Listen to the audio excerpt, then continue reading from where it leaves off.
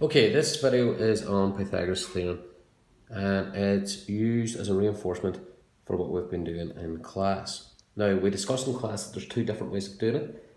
There's the a squared equals b squared plus c squared, or a squared plus b squared equals c squared. I'm only going to concentrate on one method here, and it's the one that we use more predominantly in class. And that method is a squared equals b squared plus c squared. Now, both methods differ only by how you label up your right angled triangle. And in this case, we're going to say that A is always the longest length, the sloping side, or what we call the hypotenuse.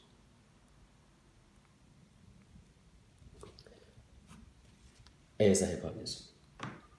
And straightforward Pythagoras tells us that the square on the hypotenuse is equal to the sum of the squares on the other two sides. So if A is the hypotenuse, then B is one of the other sides, and C is this one down here. Now B and C are completely interchangeable.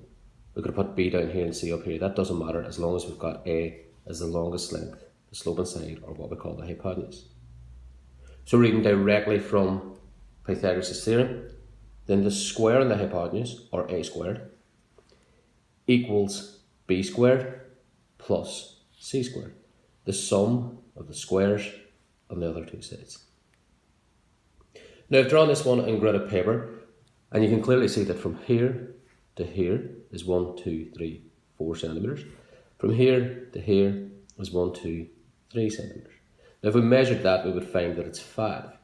And that makes this wee right angle triangle what's called a Pythagorean triple, because it has 3 positive integers here. Let's just put some of those figures in to see how this comes out. We'll say that this is 4 centimetres here. This is 3 centimetres down here. And we're looking to find A, or find the hypotenuse.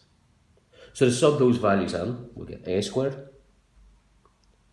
equals 4 squared plus 3 squared.